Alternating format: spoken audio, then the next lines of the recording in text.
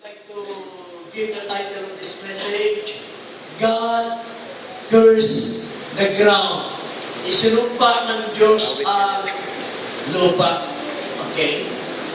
So, Genesis chapter 2 verse 7, Father Nas, can you print the title, God cursed the ground? Kaya mo? Okay? Verse 7. And the Lord God formed man of the dust of the ground, and breathed into his nostrils the breath of life, and man became a living soul. Okay, let's read again. And the Lord God formed man of the dust of the ground, and breathed into his nostrils the breath of life, and man became a living soul. Ito po ay isinulat ni Moses, no? Dito po ay inirecord niya kung paano po inanyuhan ng Diyos ang tao. At sabi niya, ginawa niya ang tao galing sa alabok, at ito ay kanyang hiningahan po ng buhay, kaya tinawag na buhay na kaluluwa. Hindi living soil, kundi living soul. Okay. Now, hindi tayo naniniwala sa paliwanag ng mga sayentista na tayo po ay nagmula sa unggoy, no? Kay Darwin, sa evolution. Mga kapatid, from the very beginning ng ginawa ng Diyos ang tao, ay galing po ito doon sa alabok, sa lupa. Kaya yung ating katawan ay malaking bahagi po talaga ay lupa. Ngunit yung kaluluwa, yung soul na nasa loob ng shell na siyang lupa, ito po ay nakapattern doon sa anyo ng Diyos. Genesis 1:26, verse down to 27. Genesis 1:26. And God said, let us make man in our image. Yung image po dyan, hindi yan yung facial na makita natin sa mukha ng Panginoon, ng Diyos. Alam natin ang Diyos sa Espiritu. Iyan po ay karakter ng Diyos o yung likas ng Diyos. After our likeness, and let them have dominion over the fish of the sea. Ito ang kanilang gagampanan na sila po ay mangingibabaw sa lahat ng mga isda, sa kadagatan, at sa lahat ng mga fowl of the air, ng mga ibon sa ipakawid, and over the cattle, and over all the earth, and over every creeping thing that creepeth upon the earth. Iyan po ang kanilang role, na sila po ay mag-dominion or mamuno, mangibabaw sa lahat ng kahayupan. Ibig sabihin, anumang uri ng hayop ay papasako po sa kanila at sila po ay susuko. Hindi po sila kakalabanin ng mga magabangis na mga hayop. Verse 27. So God created man in His own image. In the image of God created Him, male and female created He them. Ginawa sila ng Diyos ang history, male and female. Wala pong bakla, wala pong tomboy. Kaya makita natin mga kapatid, pero sa pagtakbo ng maraming panahon ay nagkakaroon ng tinatawag na third sex. No? Homosexuality at lesbianism. Pero from the start, ang ginawa ng Diyos, babae at lalaki po. At itong Genesis 1:26-27, yan po ay spirit ng tao, kaluluwa ng tao, na sila po ay hindi pa nag-e-exist sa natural world. Kaya para mag-exist sila sa natural world, itong Genesis chapter 2, verse 7, ang Diyos ay kumuha ng bahagi ng lupa at doon po ipinasok, mga kapatid, ang Genesis 1:26 and 27 mga kapatid, yung po spirit ni Adam at ang spirit po ni Eve. Sila po ay union. Kaya nung magising po itong si Adam, mga kapatid, ay naging tao na po siya. Okay? Alam niyo yung history, no? Kung paano sila ay nahulog. Ang gusto ko lang talakayin ay after sin and death, na kung ang tao po ay nagkaroon ng kadahilanan ng Diyos, nasumpain niya po itong lupa. Okay. Dito na tayo sa Genesis 3:14-19. I am talking about after sin and death. Dito po ay nagkasala o nahulog na po si Adam at Eve, na ang perfect plan of God, ang unang mag-asawa, ay ilagay niya sa Garden ng Eden, na ito po ay mabuhay na walang hirap, walang sakit, walang karamdaman, walang kalungkutan, walang takot, walang problema. Sila po ay mabubuhay ng buhay na tuloy-tuloy, na tinatawag po natin meron silang eternity or eternidad. Ang kanilang buhay ay bahagi o kadugtong ng buhay ng Diyos. Ngunit, nung sila po ay magkasala, ito na po ang nangyari. Genesis 3:14-19. And the Lord God said unto the serpent, because thou hast done this, thou art cursed above all cattle. Bahagi siya ng hayop na cattle. Isinumpa ng Diyos ang serpente. At sabi nito, thou art cursed above all cattle, and above every beast of the field. Upon thy belly shalt thou go, and thus shalt thou eat all the days, and thus shalt thou eat all the days of thy life.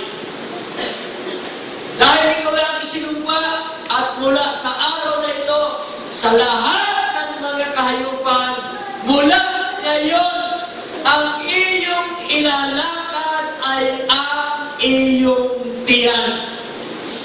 Amen po ba? So, ibig sabihin, mula nang isinumpa ng Diyos, tadiha, itong sa Ginoo, kining serpente, nag-ingon siya, sukad karon, ikaw magalakaw, pinaagi sa imong tiyan, nagpasabuti ay kaniadto, sa wala pa siya matunglo, ang serpente, nga mo'y bahin sa kamananapan, ang iyang ginalakaw mao ang iyang tiil. Amen. Amen ba? Sa ano pa nagpasabot, gitunglan na ikaw, mahimo na karon kang imong tiyan mo na igalakaw nimo. Kaya kung ang serpente kaniadto, daan ang nagalakaw paagi sa iyang tiyan, pag-ingon sa Ginoo, magalakaw ka na karon, pinaagi sa iyong tiyan, ingon ang serpente, okay lang, wala na mahirap mo, kidaan naman kong gakamang. Amen ba, brother na? Dati naman kong gakamang. Pero mga kapatid, ngayon mo ay iginapang ng serpente ang kanyang katawan. Nagbago ang kanyang anyo. Nawala ang dating itsura ng serpent. Lahat ng serpent ay nag-iba na po ng anyo. Kaya tinatawag na missing link. Kaya mga kapatid, sabi dito, and thus shalt thou eat all the days of thy life. Ang kakainin mo ay ang mga lupa. Verse 15. And I will put enmity, magkakaroon ng digmaan, or hindi pagkakasundo, between the serpent and the woman, and between thy seed and her seed. Ibig sabihin ng serpente po, nakapag-iwan ng binhi. Amin po ba? It shall bruise thy head, and thou shalt bruise his heel. Sige lang, hindi mo na natin kalakayin na, pag-ibig mo yung tema natin. And the woman said, this is another curse. Unang sinumpa ng Diyos yung serpent. Pagkahuman ng babae. And the woman said, I will greatly multiply thy sorrow.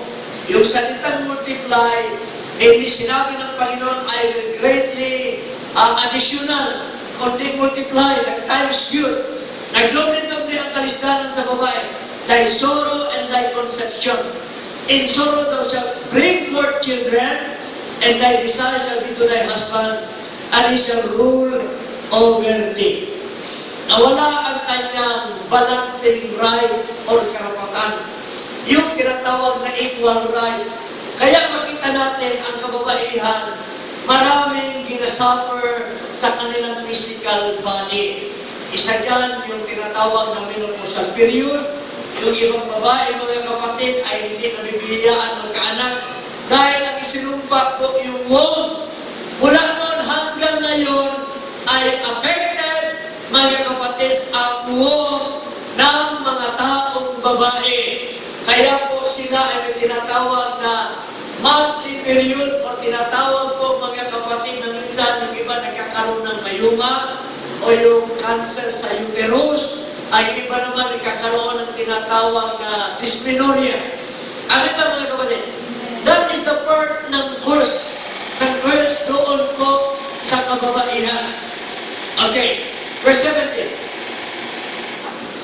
And unto Adam he said, because thou hast hearkened unto the voice of thy wife, sumang-ayon ka, and hast eaten of the tree of which I commanded thee, saying, thou shalt not eat of it. Yung tree po dito ay hindi ito literal na punong kahoy. Kasi wala talagang punong kahoy doon sa Garden ng Eden na tinatawag na tree of knowledge and tree of good and evil. According to the botanist, wala silang nakitang tree of knowledge of good and evil. Dahil kung mayroong tree of knowledge noon, naniniwala ko yung durian na nag-exist ngayon, noon pa man nandoon na yan sa Garden ng Eden. Dahil ang lahat ng sin, inlagay na ng Diyos doon sa Genesis chapter 1 hanggang magkaroon ng tinatawag na Ice Age. Mga kapatid, yung sin na yon ay na-preserve at nag-i-exist pa hanggang ngayon. At doon sa Garden ng Eden, mga kapatid, mayroon din pong durian doon. Ang ibig kong sabihin, kung mayroong durian ngayon, sana hanggang ngayon, meron pa rin tree of knowledge and good of evil. Of good and evil. So, ibig sabihin, kapag kumain ng tao nito, kung iliteral natin, magkaroon na siya ng knowledge, no need to go to school, kumain na lang tayo ng punong kahoy na ito. Pero ito po ay simbolikal dahil ang tao po ay nabuksan ang kanilang kamalayan doon sa mga bagay po na about doon sa last na ipinasok ng diablo doon sa tao. Okay. And ako Adam said, because thou hast hearkened unto the voice of thy wife, and hast eaten of the tree of which I commanded thee, saying, thou shalt not eat of it. Cursed is the ground for thy sake. In sorrow shalt thou eat of it all the days of thy life. Dito po ay isinumpa na ng Diyos ang lupa. Amen ba? Genesis chapter 2 verse 7, si Adam galing sa lupa. Kaya nang isinumpa na ng Diyos ang lupa, mga kapatid, apektado po ang lahat ng bagay na connected po sa lupa. Amin ba, mga kapatid? Kaya si Adam nangihina, nagkakasakit dahil shall it bring forth today, and thou shalt eat the hair of the field. Makikita po natin, naglabasan ang sampinit, nanggawa sa mga kudyapa, nanggawa sa mga tunog, maging ang mga halaman ay may mga balite na nagkakasira-siraan po sila. Kaya makikita po natin, mga kapatid, apektado ang buhay ng tao Diyos ang lupa. Let us go back again to verse 17. Tama ba yun? Okay. And unto Adam he said, because thou hast hearkened unto the voice of thy wife, and hast eaten of the tree of which I commanded thee, saying, thou shalt not eat of it. Cursed is the ground for thy sake. In sorrow shalt thou eat of it all the days of thy life. Verse 19, let us jump. Verse 19. In the sweat of thy face shalt thou eat bread till thou return to the ground, for out of it wast thou taken, for thus thou art, and unto thus shalt thou return. Ano ba mga kapatid? Noon ay hindi plano ng Diyos na ang tao po ay pahirapan. Mga kapatid, ang plano ng Diyos ay makasama, makapiling ang tao, maligaya, masaya, at may buhay na walang hanggan. Ano po ba? Na-break lang ito nung pasukin po ni Satanas ang serpente. At i-anoint niya, gamitin niya ito doon kay Eve. Kaya mga kapatid, yung plano ng Diyos na masaya ang buong-buong kasama ng Diyos sa buhay na walang hanggan, ang lahat ng mga tao ay na-break niya ito. Hindi tayo obligado magtrabaho. Hindi obligado magtanim ang tao. Hindi obligado siyang magbanat ng luto. Hindi obligado magkaroon siya ng pawis sa kanyang mukha. Mga kapatid, ang tao po ay hindi magkakasakit, hindi manghihina, at hindi po mamamatay. Amin ba mga kapatid? Yan ang perfect plan ng Almighty God, Jehovah. Kaya mga kapatid, gusto kong ma-realize natin, yung palang magtrabaho, Brother Jonas, yung palang maghanap buhay ka sa ibabaw ng lupa, ito pala'y sumpa. Amin ba mga kapatid? Pero kahit mahirap, mga kapatid, kahit ito'y sumpa, kahit minsan na problema tayo, pero tayo pa rin ay nag-e-enjoy. Amin ba mga kapatid? Na-enjoy ka ba yung trabaho? Na ito pala ay sumpa ng Diyos, pero salamat sa Diyos dahil na-i-enjoy pa rin natin ang sumpang ito. Amin po ba? Kaya ito yung epekto. Kaya mga kapatid, yung final request ng Diyos ay sinumpa niya yung serpente, isinumpa niya yung sinapupunan ni Eva, lahat ng kababaihan, tapos yung final request niya, isinumpa niya yung lupa.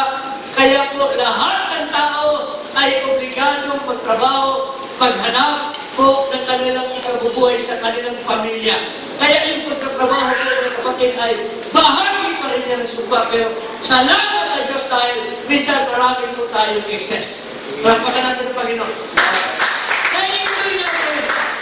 Kasi bakit? May blessing ka at the same time, bigyan mo tayo ng Diyos ng good health. Dahil kung meron tayong pera mga kapatid, kahit anong dami niyan, pag nagkawalan, pag tayo po'y binawian ng Panginoon ng good health, na maubos kaya mo ng kumparta sa mga Panginoon. See? Dahil naka-curse yung ating physical body. Kaya mga kapatid, nung pumasok sa diyang isunod, ang ginatawag nato asalan sa garden, sa tanaman sa Eden, may abot sa katauhan ang ginatawag na dual death. Physically death o spiritually death. Mga kapatid, ang physically death, mga kapatid, ang sabi niya, ikaw ay magbabalat ng buto hanggang ikaw ay bumalik sa lupa. At ang spiritually death, tayo po ay mahihiwalay sa presensya ng Diyos sa habang panahon. Kaya po merong hell. Yung Luke chapter 16, huwag na lang basahin.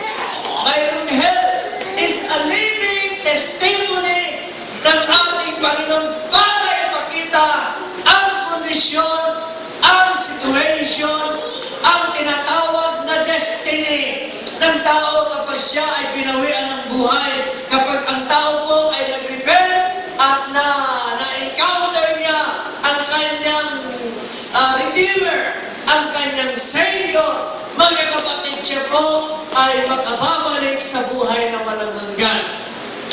Pero kapag ang tao po ay hindi na born again, hindi na-apply ang pangalan ng ating Panginoon, naglingkod sa Panginoon, mga kapatid, siya po ay nandoon sa point of no return. Doon sa tinatawag na hell. Iyon ang tinatawag ng Bible, everlasting punishment. Mga kapatid, yung everlasting punishment na sinabi po ng mayaman doon kay Abraham, pwede bang pakiusapan sila sa Rus na yung kanyang daliri ay ilagyan ng drop ng tubig, ilagay sa aking dila sapagkat napakainit sa place na ito. Mga kapatid, ang everlasting punishment ay hindi po isang linggo lang. Yan ay napakahabang panahon.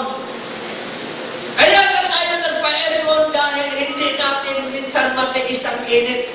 Gusto natin kahit kaunting ginhawa, magkaroon po tayo. Kung akin lang i-elaborate gaano katagal yung everlasting na punishment, mga kapatid, hindi po natin kayang sitawagan na kumuto ng baga. Amin ba mga kapatid? Ipunin natin lahat ng tubig sa mundo. Ito man galing sa kanal, galing sa river, galing sa patak ng ulan, galing doon sa dagat. Ipatak natin yan isa-isa. Mga kapatid, ipunin lahat ng buhangin dyan sa Davao River hanggang doon sa buhanginan ng dagat. Lahat ng uri ng dahon. Bilangin natin isa-isa yung patak ng ulan, yung kung dami ng buhangin, dami po ng dahon. Mga kapatid, pag naubos natin bilangin lahat yan, simula pa lang ng everlasting punishment. See? Bayan ba tayo na gano'n yung kaluluwa natin? Anong gusto natin mga kapatid? Maigling panahon ang ginawa sa ibabaw ng lupa tapos habang panahon tayo magtitiis. Kaya salamat sa Diyos mga kapatid sapagkat tayo po ay ginawaan ng Panginoon ang paraan sa buhay natin. Nag-intervene na tayo ay kanyang iniligtas. Kaya mga kapatid, yung salvation po natin is a gift from the Lord. Hindi natin ito plano. Hindi natin gusto magpastor. Hindi gusto natin maglingkod sa Panginoon.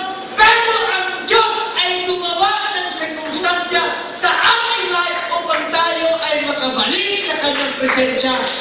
It's a gift from God. Kaya mga kapatid, kung kaya i-provide ng Diyos yung spiritual, how much more yung natural at literal sa lupang ito.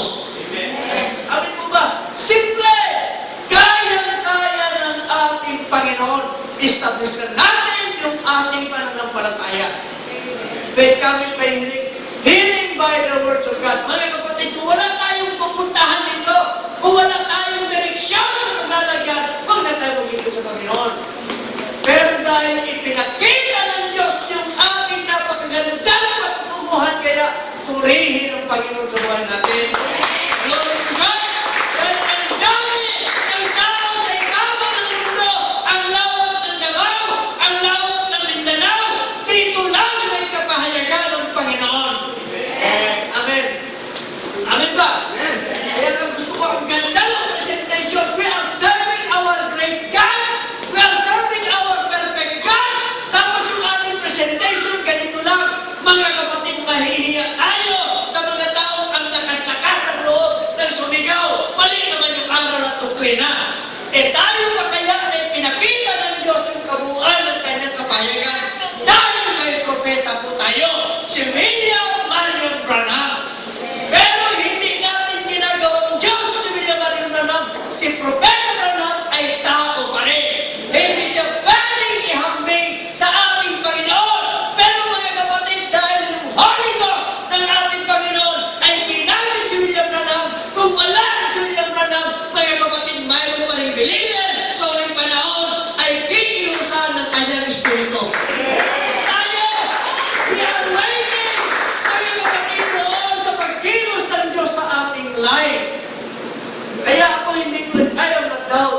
William Marion Branham is our prophet. Dahil kung wala ito, hindi natin makikita ang serpent seed doctrine. Amin mo ba? Hindi natin makikita yan, pero ipinakita ng Diyos. Kaya salamat sa Panginoon, mayroon pa rin tayong Holy Ghost. Kaya dito mga kapatid, ang tao po ay kinakailangan magtrabaho. Kaya nang isinumpa ng Diyos ang lupa, lahat apektado. Lahat ng ibabaw ng mundo ay apektado ko at hindi ko natin matatagasan ang sumpa na yan. Romans chapter 8. Romans 8 verse 18. Sundan niyo po ang yung Bible.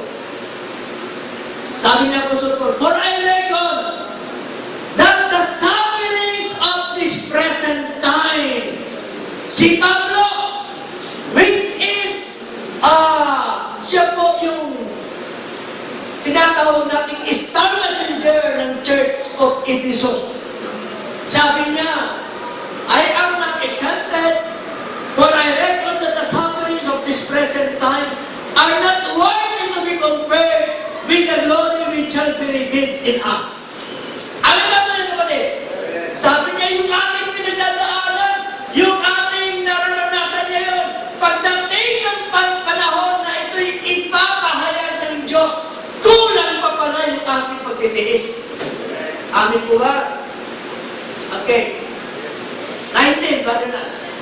For the earnest, mayroon na siyang patingan, expectation of the Creator waited for the manifestation of the sons of God.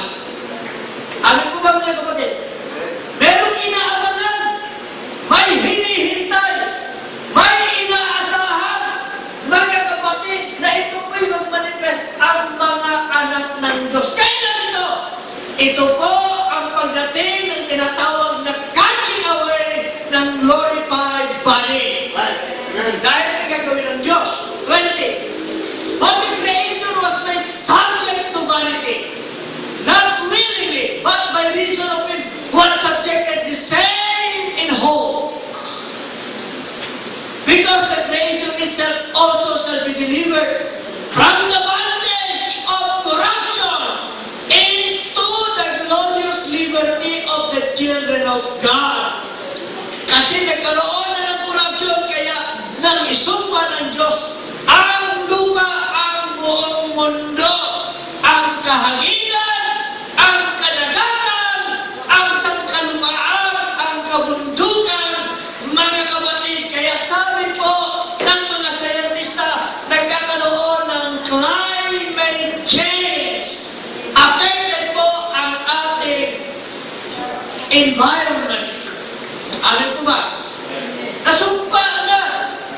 Pero may inaasahan. Okay? Continue. For we know that the whole creation groaneth and travaileth in pain together until now.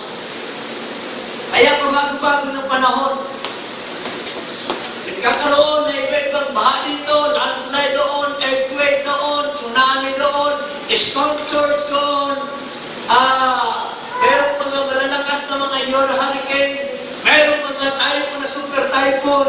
Kaya mga kapatid, makita natin na affected ang ating nature, no? Together until now, travaileth in pain together, and not only they, but ourselves also. Amen ba mga kapatid? Which have the first fruits of the Spirit, even we ourselves grow within ourselves, waiting for the adoption to wit, the redemption of our body. Amen ba mga kapatid? Kanina lang ang atong ginahulak. Kaya mga kapatid, sa loob po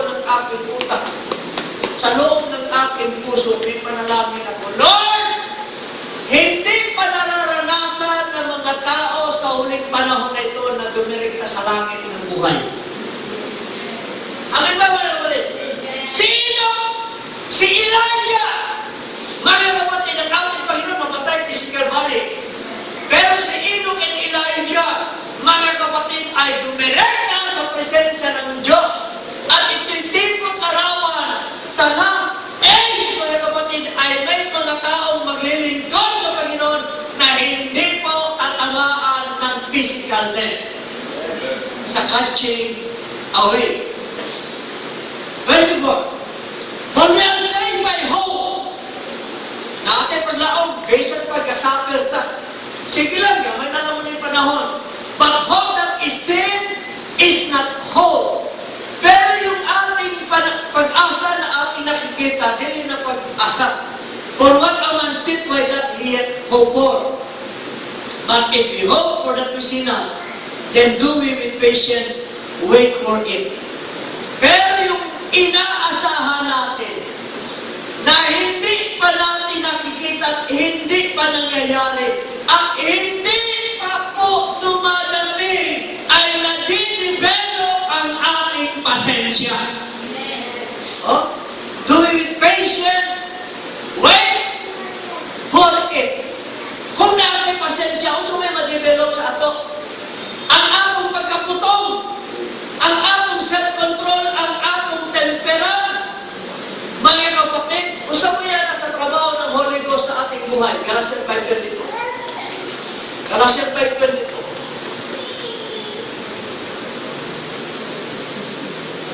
Kaya walang Kristiyanong bugnutin. Amin po ba? Walang Kristiyanong laging nakasimangot. Ha? Wala pong Kristiyanong mainitin ang ulo.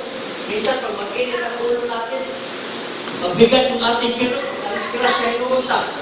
Naway lungdan, makagasto inuunta. Amin ba? Na problema siya. Maglakaw-lakaw niya. Kitain ang kilo, sipa niya ito. Dagan ang kilo, ito, sarap. Alago sa iyo, gigupon niya kiring. May lungdan ang kiring. Alago sa iyo, may lungdan ang ilaga. Isa-kasa ng problema. But the fruit of the Spirit is love. Oh. Joy. Hindi sinabing happy. Ang tao man kung sinabing happy, happy ka dahil meron tayo. Pero pag wala yan, kasama mo dyan, pag wala sila, parang hindi ka happy. Pag wala kang blessing, parang hindi ka happy. Inilagay dito, joy. Kahit wala tayo, pero deep down in your heart, ay meron tayong joy. Meron tayong peace. Sabihin lang, ang taas na ng gasolina, nagkakaroon ng tagalan sa trabaho, ay tagal-tagal, hindi pa ako naka-apply. Mga kapatid, huwag po tayong magulpihanan dahil ang Diyos ay palaging marami pong provision. Amen ba? Long-suffering, mahabang pagtitiis, gentleness, goodness, faith, meekness, temperance. O yun, temperance. Yung self-control. Trabaho yan po ng Holy Ghost na unti-unti ay babaguhin yung ating mga pagkukugali po. Amin po ba mga kapatid? Mapagmataas. Okay.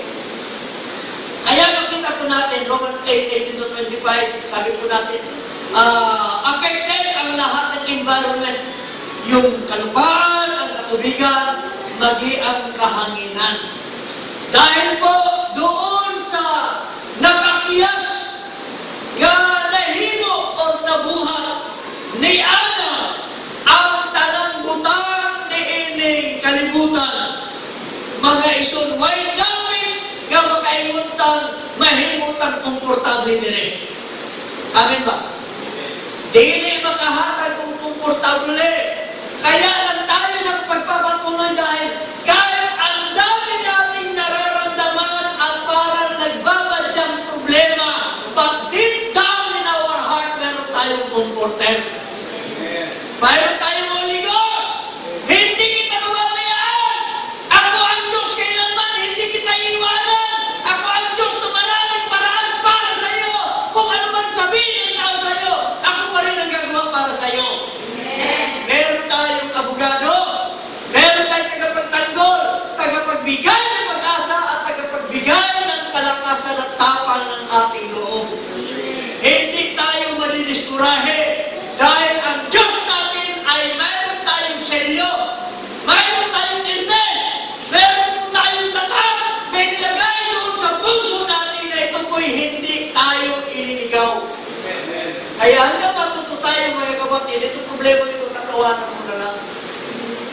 ba? Pero Kristiyano ay hindi po responsable. Ang problema po ay hinaharap. Ang problema ay hindi po tatakbuhan. Amin ba mga kapatid? Tinuturuan tayo ng Diyos maging strong. Pag dumating ito, God wants us to be tough. Gusto niyang maging matibay tayo at maging matatag. Okay. Romans 5:12-14. Dahil po sa kagagawa ng taong ito. Tingnan niyo po. Romans 5:12-14. Romans 5. Wherefore, as by one man sin entered into the world, and death by sin, and so death passed upon all men, for that all have sinned. Kaya kasabi ni Paul sa Hebrews 9:27, it is appointed a man once to die, then after that, judgment. Ano po yung appointed? Ibig sabihin, mayroon talagang itinalagang petsa, itinalagang oras ang bawat tao sa ibabaw ng lupa ay dadaan po ng kamatayan. Ito yung ginawa po sa Garden ng Eden ng unang Adam. Verse 13, Brother Jonas. For until the law, sin was in the world, but sin is not imputed when there is no law.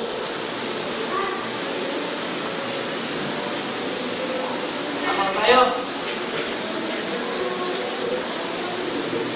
Nevertheless, death reigned from Adam to Moses.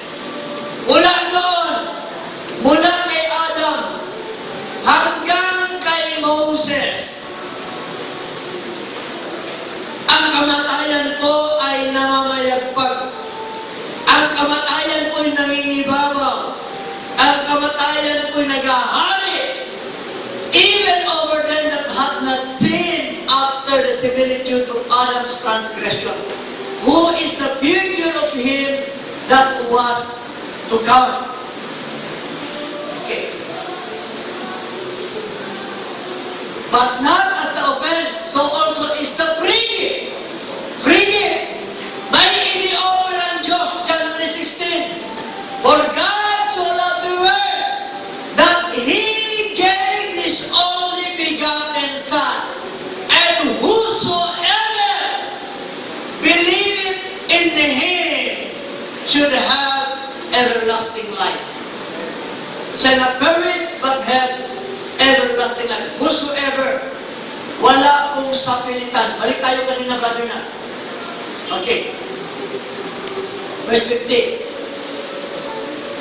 For if through the offense of one many began, through Adam, much more the grace of God, and the gift by grace, which is by one man, Jesus Christ, hath abounded unto many.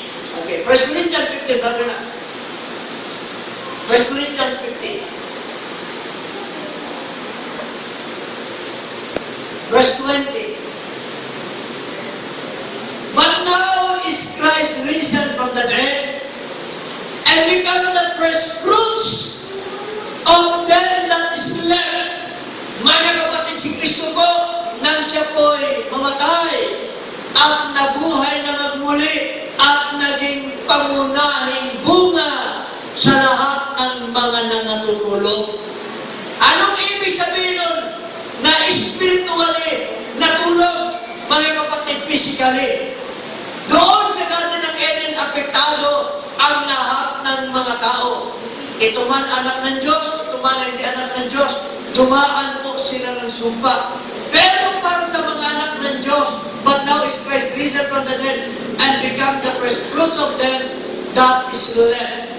Sila po'y mabubuhay na magmuli. Ang aming Panginoon, ang kauna-unahang tao na matay at bumangon na magmuli sa kanyang libingan.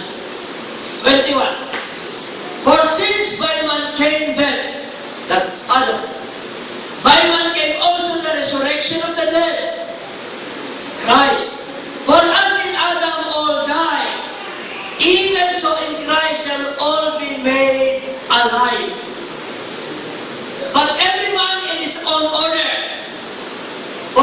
talking about the resurrection. Sa pagkabuhay naman muli. Christ the first fruits, afterward the death and Christ at His coming. Then coming the end, when He shall have delivered up the kingdom to God, even the Father, when He shall have put down all rule and all authority and power. Kailan po ito? Doon sa Revelation chapter 20, doon sa millennial reign. Kapag ito po'y nailagay na lahat ang kapamahalaan sa paanan ng ating Panginoong Hesus, ang lahat ay isusuko niya doon sa Ama. Mga kapatid, after 1,000 reign of Christ, mayroon pa rin kadugtong. Ang susunod po nito ay ang eternidad. Okay, 25. For He was slain till He had put all enemies under His feet. The last enemy that shall be destroyed is death. For He hath put all things under His feet. But when He said all things are put under Him, it is manifest that He is accepted, which did put all things under Him. And when all things shall be subdued unto Him, then shall the Son also Himself be subject unto Him, that is God, that put all things under Him, that is eternal God, that God may be all in all. Amen ba? After millennium, mga kapatid, ang babalik ay ang eternity. Kung paano sa Garden ng Eden, na walang kasalanan si Adam at Eve, kung hindi po sila nahulog, ang kanilang lahi ay dadami, at ang Diyos ay nasa lahat ng tao. Na-erase po ito. Kaya nang ma-erase ito, mga kapatid, mayroon naman provision ng Diyos.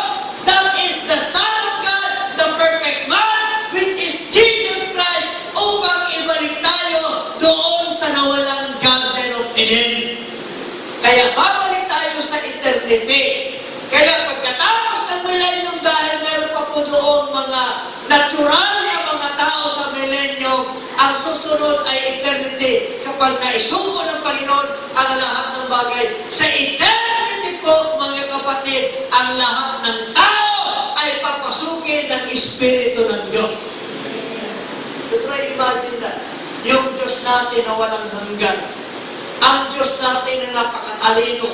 Ang Diyos natin na napakabiyaya. Ang Diyos natin na napakabuti. Ang Diyos natin na napakalinis. Lahat ng bagay na mabuti at mapersado at positive, lahat ng tao magkakaroon ng buhay ng walang hanggan.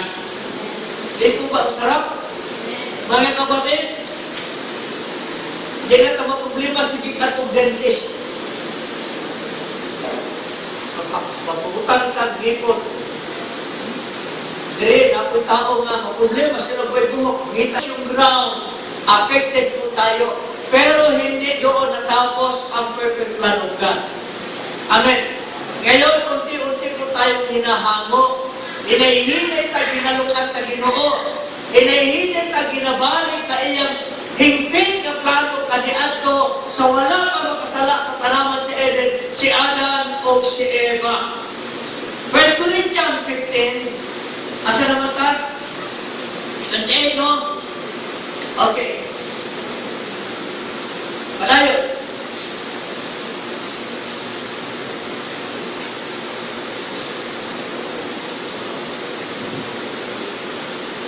Verse 42. Let us jump to verse 42. Same chapter. Error na po. The resurrection of the dead. It is sown in corruption. Paul is talking about sa pagkamatay ng tao, physical body. Are you still there? Yes. Huwag yung isipin, paniwalaan na hindi tayo magkakasakit. Mga kapatid, hanggat hindi nagra-rapture. Lahat tayo tatanda, hindi natin alam kung hanggang kailan. Hahanapin ng Diyos ang panahon kung kailan niya gusto mag-catching away. Mga kapatid, Si Paul po ay tumatalakay doon sa pagkabuhay ng muli. Sabi po dyan, ng mga patay, it is sown in corruption. Ito po'y inilibing na ang katawan natin po ay magiging lupa. Kakainin po ng bulati. Amen.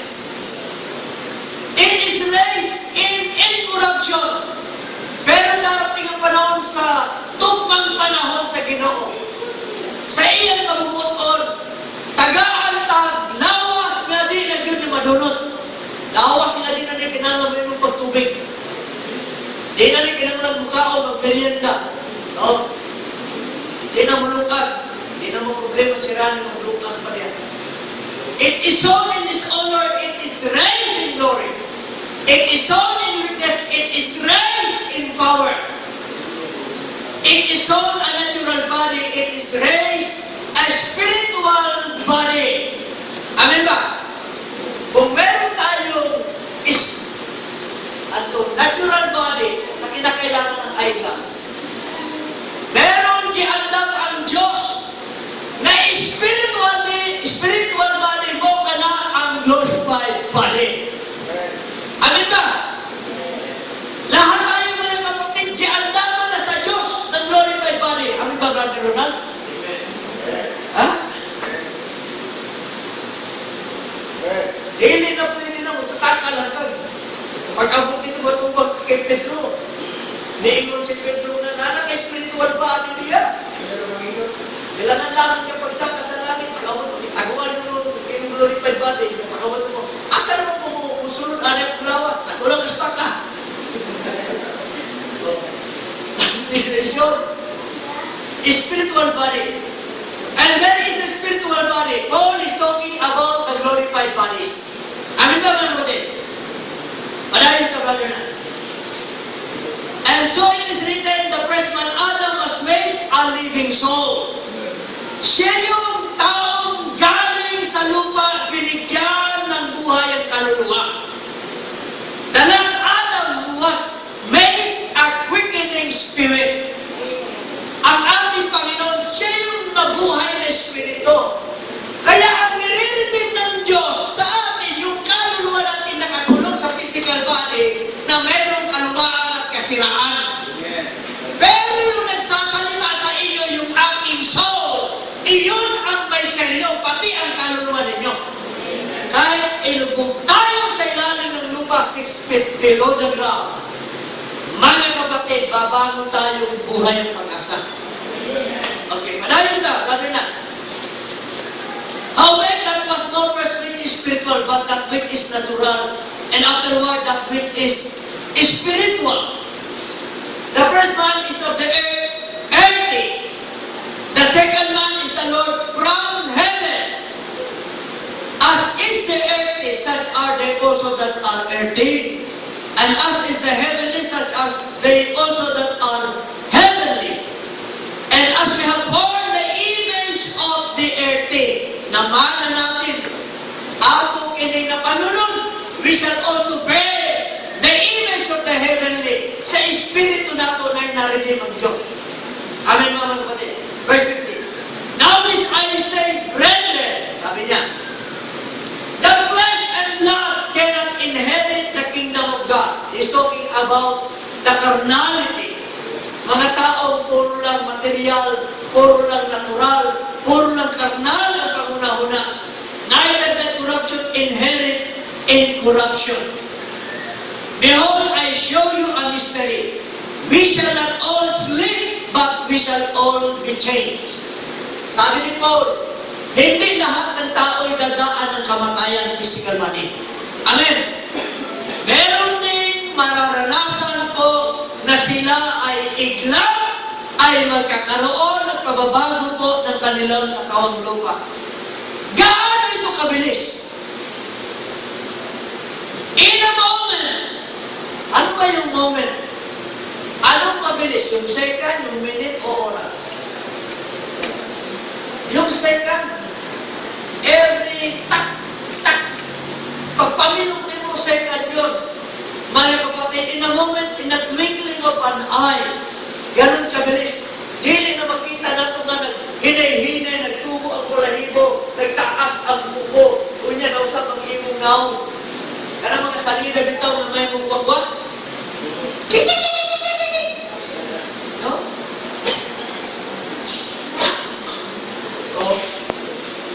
when the trumpet shall sound, the last trump for the trumpet shall sound, and the dead shall be raised incorruptible, and we shall be changed. Lahat tayo po ay magbabago. For this corruptible must put on incorruption, and this mortal must put on immortality. Malayan ka. So when this corruptible shall have put on incorruption, and this mortal shall have put on immortality, pag masunuman ang kinisya, then shall be brought to pass the saying that is written. Mangyayari ang sinabi po ng kasulatan, death is swallowed up in victory. Ang kamatayan ay nilaon ng tagumpay. Amen ba? Ibig sabihin, naglaho ang kamatayan. O death, where is testing? Nasaan ang kamandag? Nasaan ang lala ng iyong kamatayan? O grave, where is thy victory? Nasaan ang tagumpay? Kayong mga libingan. Mga kapatid, sapagkat ang Diyos ko ay Diyos na buhay. Amen ba?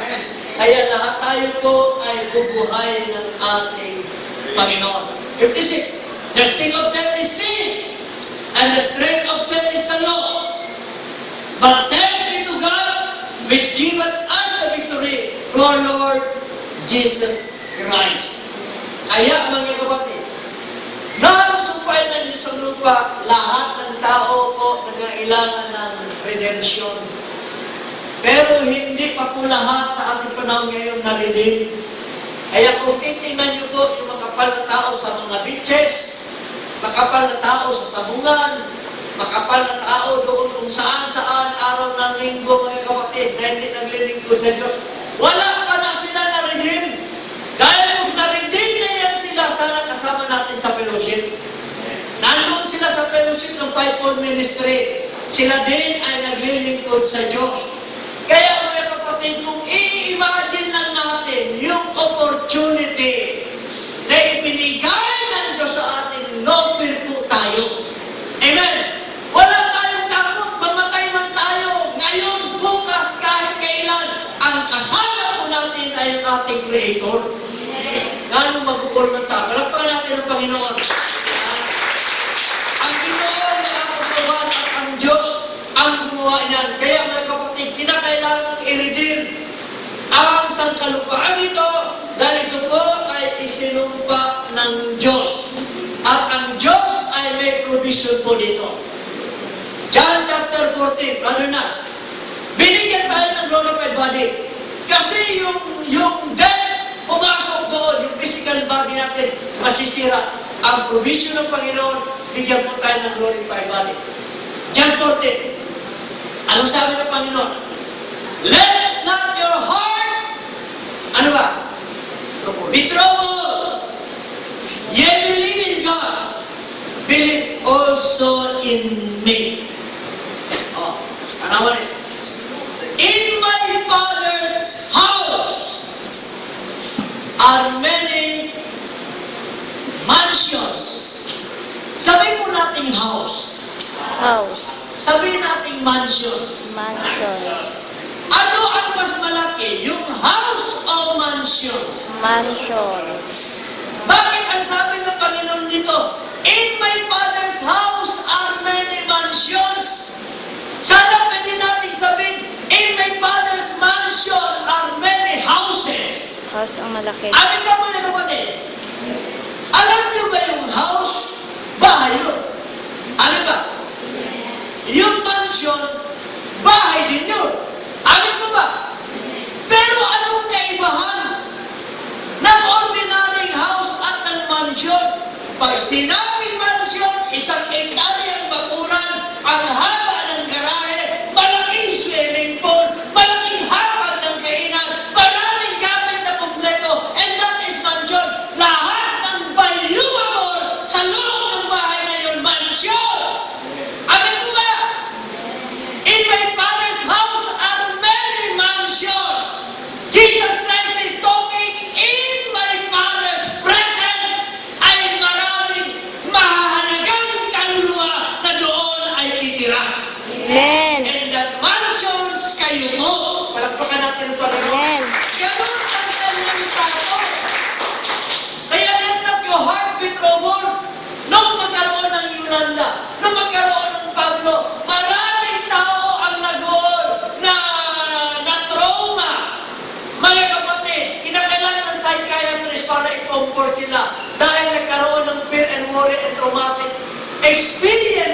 kanilang life. Nawalan sila ng control na mapanatili ang kapanatagan sa kanilang utak. Usay mag-uunta, base mo po ng tag-iya sa yuta, kawa-unta, mag-uunta, mabalakata. Pero mga kapatid, ang Diyos ay mayroon ng inihanda para sa atin. Ganong mag-uulmanta, in my Father's house are many mansions. If it were not so, I would have told you, I go to prepare a place for you. Saan man siya nagpunta? Sabi niya, marami akong sasabihin sa inyo, pero kinakailangan iwanan ko kayo. May pupuntahan ako. Ang pinuntahan ng ating Panginoon ay ang cross of Calvary. Kapag hindi niya yan gagawin bilang handog ng Ama na katubusan ng kaluluwa ng tao, lahat po tayo walang patutunguhan. Amen. Pero ang Panginoon ay hinarap niya ang kamatayan upang tayo ay maridim, magkaroon ng buhay na walang hanggan. Okay? Narinig na tayo doon sa sumpa ng Diyos. Sa lupang ito, mga kapatid, ay hindi na po tayo kasama. Ang hinintay na lang natin ay yung pag-angat po natin sa Kachingaway. Verse 3, brother na. And if I go and prepare a place for you, I will come again. Walang ibang pwede nating puntahan. Ang perfect Son of God na nabayubay sa krus ng Kalbaryo at siya po'y nabuhay na magmuli. Kaya ang pinuntahan ng Panginoon, ako't ikaw, tayo mong lahat ay mayroong glorified bodies. Inihanda niya doon sa lugar na ang Diyos po ang nag-develop. Revelation chapter 21. Verse 1 up to 8, brother Nas. Revelation chapter 21. And I saw a new heaven and a new earth. Ang nakita ko niya ay bagong langit at bagong lupa. Mga kapatid, ang lupang ito na mayroong tinatawag na mga dinosaur na balot ng tubig. Pagdating po ni Noah na balot ng tubig. Pagdating po ng Sodom at Gomorrah, nagkaroon ng apoy. Pagdating po ng Revelation chapter 6, susunugin ng Diyos. Ang lupang pa rin ito yun, hindi po magbabago. Hindi po gagawa ang Diyos ng panibagong earth. Pero ang nakita niya, I saw a new heaven and a new earth. Ibig sabihin, mga kapatid, na bago na. Iba na ang setup. Kung noon mayroong bakas ng mga kasalanan, ngayon ay wala na talagang matitrace kahit maliit na kasalanan. Ano po ba? And I saw a new heaven and a new earth. For the first heaven and the first earth were passed away. And there was no more sea. Wala na pong mga kadagatan. Pero magkakaroon na lang ng maliit-liit na mga tubig. Alam natin ang ating globe, 1/3 po lamang ang lupa at ang 3/3 ay halos balukok ng tubig. Okay? And I jumped to the holy city. Sabihin po natin holy city. Holy City. Mayroon siyang syudad na nakita. Amin ba mga kapatid? Ito yung syudad na napaka-high-tech. Napakagandang syudad. Ha? Pero tandaan niyo mga kapatid, sa syudad na ito, hindi na kinakailangan po ang mga gadgets. Yung inyong mga tablet, yung inyong mga cellphone. Dahil isipin po natin, glorified body na lahat po tayo doon. Mga kapatid, wala na tayong desire sa mga natural at material things. Na bago na po lahat. And I saw them the holy city, New Jerusalem. Meron siyang nakitang bagong syudad. Coming down from God out of heaven, bumababa, galing sa Diyos, mula sa kalangitan, prepared as a bride adorned for her husband. And I heard a great voice out of heaven saying, Behold, the tabernacle of God is with men. Ang tirahan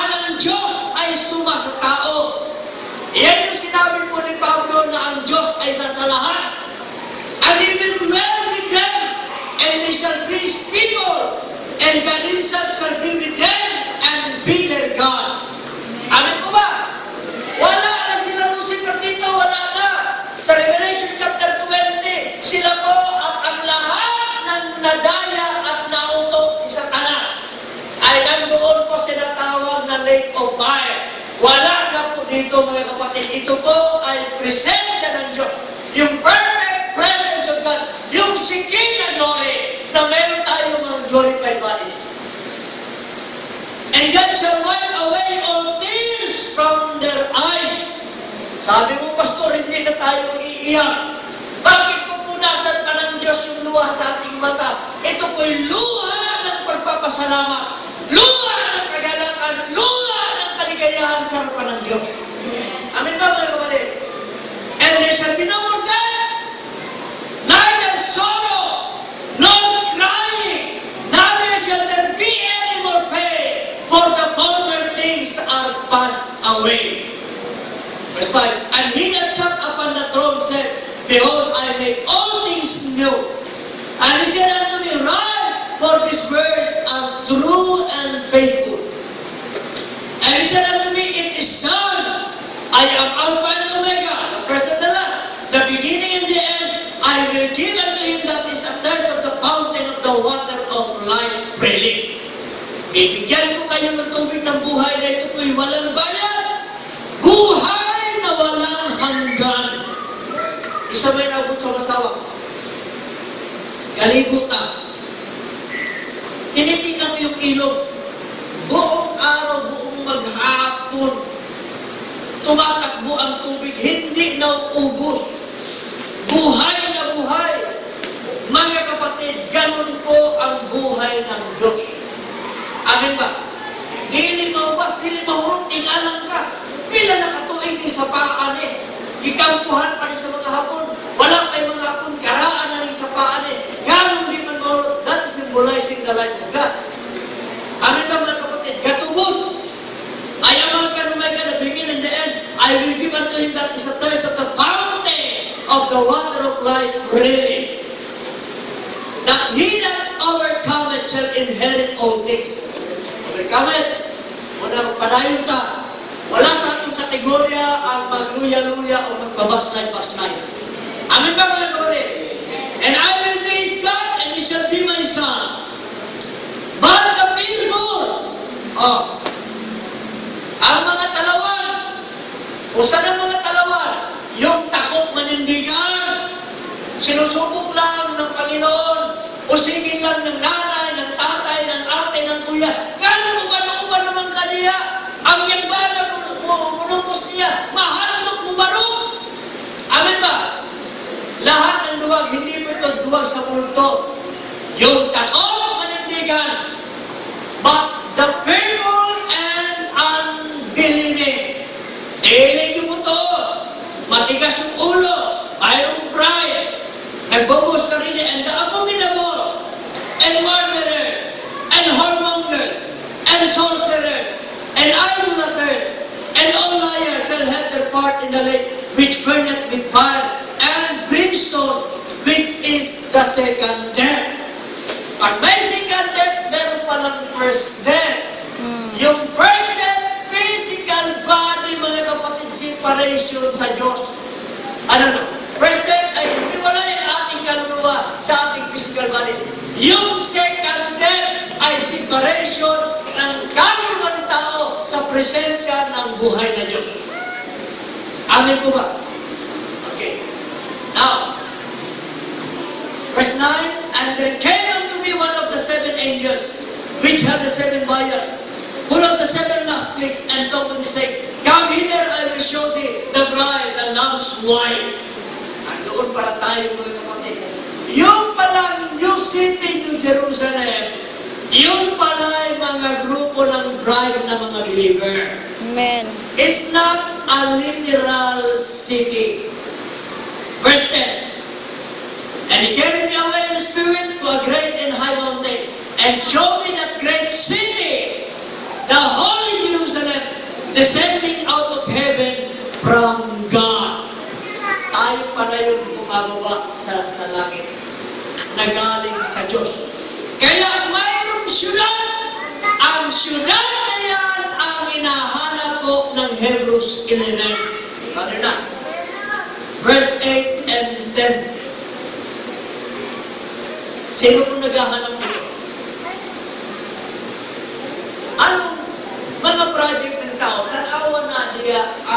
concept ng mind ng tao. Yung mga big shots, mayayaman at malalaking mga developer, anong ginagawa nila? Nagde-develop ng mga kondo katabi ng airport. Amen ba? O kaya yung kanilang mga kondo ilalagay katabi ng mga mall. Para paglabas po nila mga kapatid ng mall, dire-diretso sa kanilang kondo. Galing sa kanilang kondo, dire-diretso sa kanilang mall. Walang kahago-hago. Isang buhay na very comfortable yung kanilang hinahanap. Ano ba mga kapatid? Kita harus di mo nila magkabot sa mall, kaya kung naman pasig ako lifting. Pag abot nito, gusto ko balik. Balik na po. Pasig di mo tulong akong bayan. See? Kaya yung mga retiree, mga kapatid na yung kanilang dollar earner, na nag-retire, kumukuha ng kondo. Every morning, nagwawalking ako dyan sa SM. Eh, baka ngunit, pati, ako talong pinagawa niya, pati, hindi ba tayo? Kan galang kumaling kahayo. Doon sila sa city na kung saan parang buhay na komportable. Mga kapatid, makukomportable lamang sila kung may pera. Pero ang hindi nila alam, tinanggap na nila ang kanilang reward. Okay, tingnan mo yung James chapter 5. Okay? Naalala mo ito. Ano tayo sa matay kanina, Brother Nas? Hebrews 11. John chapter 5 muna po tayo. James 5. James 5. Verse 1. Tanawan eh. Go now, ye rich men, weep and howl for your miseries that shall come upon you. Alam ba nila yan? Na meron pa lang nakalagay ng sinabi sa kanilang buhay balang araw. Kasi ang ginawa nila, nagtrabaho walang masama. Nag-ipon walang masama. Nagpasaya walang masama. Pero pag isinentro mo lang ang lahat ng bagay sa sarili po natin, ginawa na natin itong idolatry. Minahal natin higit sa Diyos na hindi natin na-realize. Kaya tayo nagkaroon ng dahil ito'y buhay, bigay ng Diyos. Binigyan tayo ng opportunity na magkaroon ng ganito sa buhay natin. Go to now, ye rich men, weep and howl for your miseries that shall come upon you. Your riches are corrupted, and your garments are mud-hidden. Your gold and silver is scattered, and the rest of them shall be a witness against you, and shall eat your flesh as it were fire. Ye have hid treasure together for the last days. Oh. Behold, the heart of the laborers who have reaped down your fields, which is of your kept back by fruit, crieth, and the cries of them which have reaped are entered into the ears of the Lord of Sabaoth. Ye have lived in pleasure on the earth. Oh. Nagpahayahay lang sa ibabaw ng lupa. And been wanted. Sino makakagawa nun? Mga tao walang iniisip kundi bigyan ng komportable ang kanilang flesh. Ye have nourished your hearts as in a day of slaughter. Ye have condemned and killed the just, and he doth not resist you. Be patient, therefore, brethren, unto the coming of the Lord. Behold, the husbandman waited for the precious fruit of the earth, and hath compassion for it, until receive the earthly and latter rain. Amin ba mga kapatid? Kaya ang tambang daan din, kahit hindi man tayo mayaman, hindi lang Christian tayo. Dahil nagpapagal, dahil ang panahon tayo po'y may aanihin. Amin po ba? Okay. Hebrews 11, verse 8. By faith Abraham, when he was told to go out in the place which he should have received for an inheritance, obey! Ang ginawa ni Abraham nang sabihin ng Diyos, umalis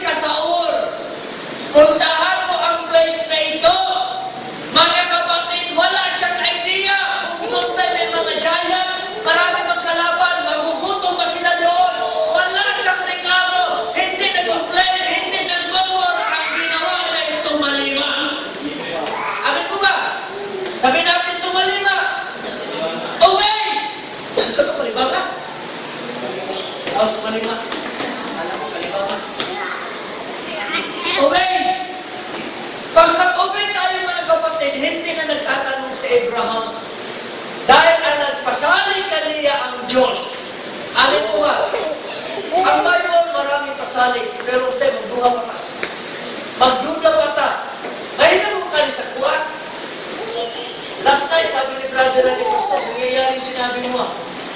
Yung Thanksgiving day, sabi mo na it will be a prosperous years. Tanawa. Kanya ito, mabuta din ka tricycle. Tanawa mga sakyanan. Okay. Nakalandscape tayo, inaayos ng Diyos, hindi lang bigla. Amen ba? May pinakikita po ang Diyos sa atin. Brothers and sisters, we are serving a living God. Okay. By faith, Abraham, when he was told to go out into place petition after receipt for an inheritance, obeyed, and he went out, not knowing whither he went. Hindi niya alam.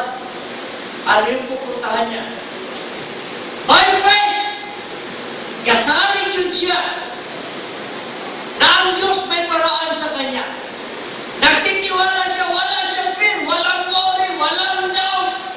He sojourned in the land of promise, as in a strange country, dwelling in tabernacles with Isaac and Jacob, the heirs with him of the same promise.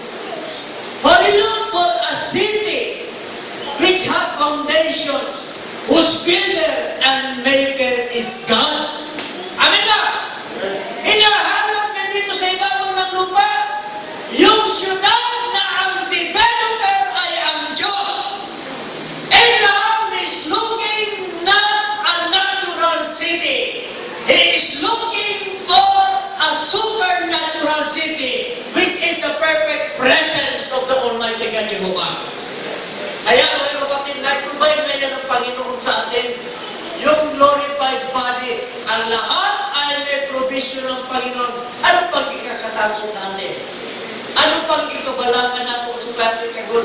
Dapat nga matuwa tayo. Dahil pala yung sumpa sa lupa, ito pala ay na-obliga tayong maghanap buhay, magpapawis, magpagod at magtrabaho.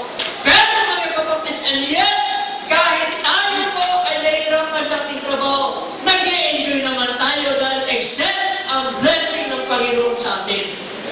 Amen ba? Maramdaman ba natin sumpa ang word? Hindi. Kaya salamat sa Panginoon dahil na-enjoy po natin ito. Isipin mo ilan-ilan lang tayo sa maliit na building na ito.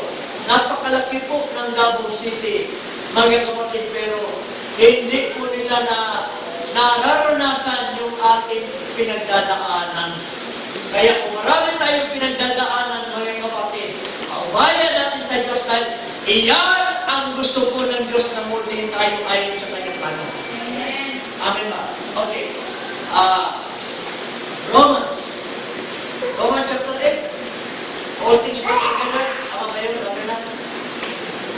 Romans 8, ano ba yun? 25? 28. And we know that all things work together for good to them that love God. Isipin po natin palagi na lahat ng bagay, ito man ay mabuti, ito man ay parang against sa atin, parang hindi mabuti sa atin. Ano pong bagay? Pag magpapatuloy tayo maglilingkod, magtatapat, magmamahal sa Diyos, all things work together for good to them that love God, to them who are called according to His purpose. Dahil ang Diyos ay tinatawag tayo doon sa kanyang plano, sa iyang katuyuan, alang kanato, and denied. For whom He did foreknow that He also did predestinate, tayo'y itinalaga to be conformed to the image of His Son, that He might be the firstborn among many brethren. Dahil tayo bahagi ng kanyang pagkatalaga doon po sa plano ng Diyos. Okay. Moreover, whom He did predestinate, then He also called, and whom He called, then He also justified. And whom He justified, then He also glorified. What shall we then say to these things? Ano bang masasabi po natin sa bagay na ito? If God be for us, who can be against us? Amen ba? Yan ang mahadlok man ta, yan ang mag-uol man ta. Di na mahadlok, di na mag-uol. Dahil ang Diyos ko ay kasangga natin ng langit. Sabi nga ni Ray Langit, kasangga natin ang langit. Tayo po'y mga anak ng Diyos. Amen ba? Mga kapatid, ang Panginoon, bagamat tayo ay dumaan ng sumpa, ngayon ay naridim na po tayo ng ating Panginoon. Kaya nothing to worry about, mga kapatid, sapagkat lahat po, spiritual things ay nag-provide ng Panginoon how much more yung mga bagay na mga natural. Dali ka na, easy na sa Ginoo, natagaan mo na tayo buhay na walang hanggan, yung pa kayang ating kakainin sa araw-araw. Let us all stand, tayo po ay mamalangkok.